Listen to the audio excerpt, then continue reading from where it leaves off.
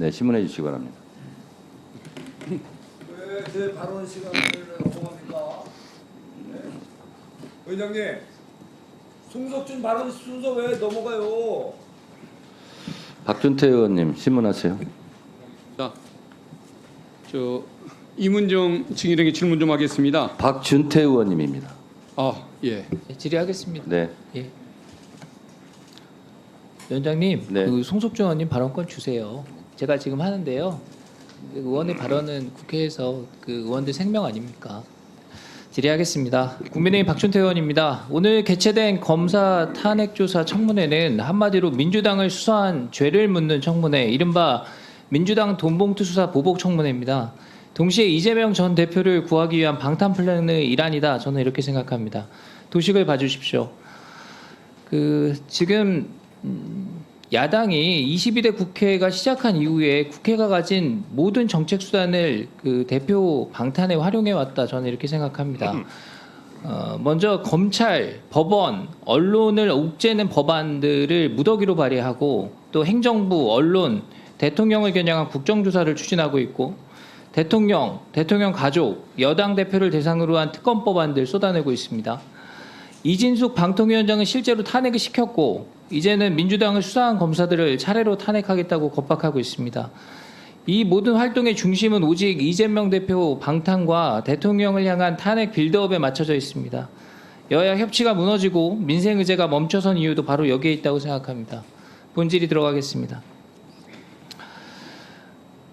오늘 그 민주당이 제시한 김영철 검사 핵심 탄핵 사유 중에 하나는 별건 수사, 또 수사권 없는 수사, 피의 사실 공표입니다. 이게 모두 민주당 그 전당대회 때 있었던 돈봉투 살포 사건에 관한 내용입니다. 사건 개요부터 간단히 한번 짚어보겠습니다. 이 사건은 그 이정근 전 민주당 사무부총장의 금품 수수에서 시작이 됐습니다. 사업가로부터 10억 넘는 뇌물을 받아서 구속된 사건입니다. 이 과정에서 민주당 현역 의원들에게 돈봉투가 전달됐다는 증거가 다수 확보가 됐습니다. 여기서 중요한 점은 이정근의 진술입니다. 이정근은 그 녹취록을 검찰에 이미 제출했다 이렇게 밝히고 있습니다.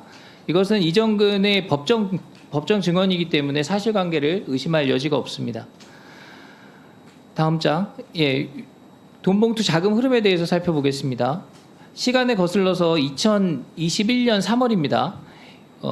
송영길 당대표 후보자가 전당대회를 준비하면서 의원들을 대상으로 로비 성격의 자금을 배분하겠다 이렇게 계획을 합니다.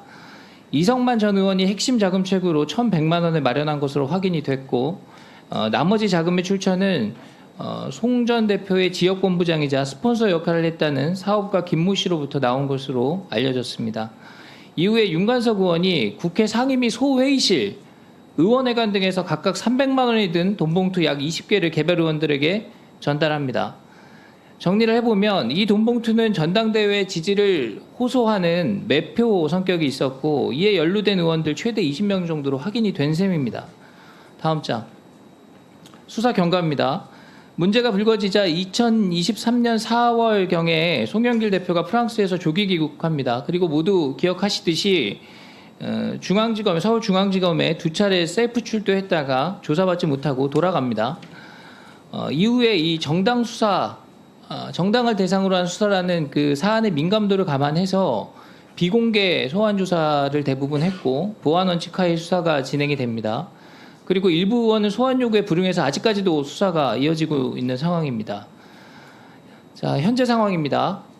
윤관석 전 의원이 수사 과정에서 자백을 했습니다. 1, 2심 모두 징역 2년형이 선고가 됐습니다. 이성만, 임종성, 허종식 전 의원은 검찰 구형 후에 판결을 기다리고 있습니다. 결론적으로 민주당 전직 의원 다수의 혐의가 입증된 사건이고 핵심 관계자의 유죄가 확정이 됐습니다. 그러면 이 사건에 대해서 김영철 검사의 수사 지휘가 과연 정당했는가, 탄핵 대상이 될 정도로 위법 행위나 오류가 있었는가 살펴보겠습니다. 첫 번째, 별건 수사인가 여부입니다. 민주당이 지금 그 김영철 검사가 형사소송법에서 금하고 있는 별건 수사를 진행했다 이렇게 얘기를 하고 있습니다. 우리 탄핵 소추 안에도 그렇게 표현이 되어 있습니다. 근데 제가 방금 상세하게 설명을 드렸듯이 이 사건은 이정근 전 사무부총장의 금품 수수, 알선 수재를 수사하면서 이정근 본인이 임의로 제출한 녹취록에 의해서 진행된 사건입니다. 사실상 본인의 비위를 자백한 것이나 다름이 없는데 그런 검사가 사건 수사하면서 더 큰 비위를 확인하고도 모른 척했어야 하냐는 문제가 생깁니다. 그런 주장에 우리 국민들 몇 명이나 동의를 할 수 있겠습니까? 사건 관계자가 증거를 스스로 제출을 했고 합리적이고 구체적인 근거에 따른 정당한 수사입니다. 이런 이유로 검사를 파면시키겠다 이렇게 하면 권력의 비위행위를 알고도 눈 감는 그런 검사들로 검찰청을 채우겠다는 것이나 다름없습니다. 자, 별건 수사인지를 가르는 여부 결국 법원의 판단일 텐데 법원이 이 증거를 인정을 했다면 별건으로 보기 어렵지 않겠냐 하는 것입니다. 만약에 다른 수사 중에 강요 등에 의해서 억지로 끄집어내는 증거다. 그리고 그 수집 과정이 적법하지 않다. 그렇다면 법원이 증거로 인정하지 않았을 것입니다. 이정근은 녹취록 제출에 강요나 위법이 없었다고 여러 번 얘기를 했고 송영일 대표의 그 꼬리 자르기식 대응에 배신감을 느꼈다 이렇게 진술을 했습니다. 법원이 동사건 핵심 관계자들한테 유죄를 확정했고 항소심도 동일한 판단을 했습니다. 이 자체로 적법한 수사임이 재차 확인이 된 셈이기 때문에 별건 수사다 이런 주장은 전문가들이나 법원에서 또 무엇보다 국민들의 법 감정에서도 인정되기 어려운 부분이다 이렇게 생각합니다. 시간 1분 정도 남아서 제가 간단히 말씀을 드리면 우리 상임위에서 지금 권익위 간부가 사망한 사건 가지고 좀 얘기가 나오고 있습니다. 이 공직자의 안타까운 죽음을 두고서 이걸 정쟁으로 악용하려는 시도 없어야 합니다. 우리가 이 사건에 대해서 모두가 할 말이 있습니다. 그렇지만 생명 앞에서 좀 우리가 겸손한 마음으로 언행을 자중하자 이런 당부를 드리고 싶고 이 지금 해당 간부가 이재명 전 대표 헬기 수송권 이런 중요한 사건들 쟁점됐던 사건들도 맡았습니다. 당시에도 엄청난 압박감을 느꼈다고 전해지고 있습니다. 그런데 김건희 여사 관련된 사건 조사했다고 이분이 그 스스로 그 책임이 김건희 여사한테 있다, 여당에 있다 이런 식의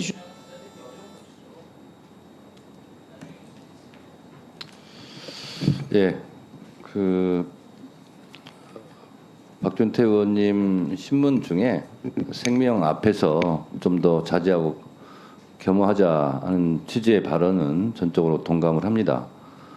그런 면에서 봤을 때 다시 한번 송석준 의원님 지금 자리에 안 계신데요. 아까 한 발언은 누가 봐도 부적절합니다.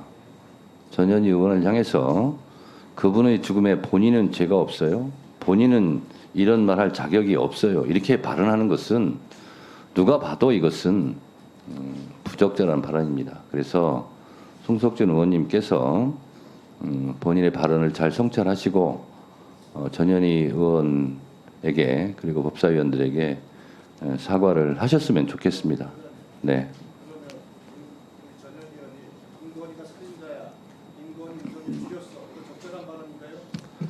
제가 지금 전현희 의원의 의사진행 발언을 통해서 저한테 요청한 내용을 제가 말씀을 드리는 겁니다. 그래서 유상범 간사님께서요 송석준 의원님한테 잘 말씀하셔서 그렇게 사과하시고 발언도 하시고 그렇게 했으면 좋겠어요. 제 이 말이 그렇게 무리한 말은 아닐 겁니다. 유상범 간사님도 한번 생각해 보세요. 네. 네. 자, 박균택 의원님.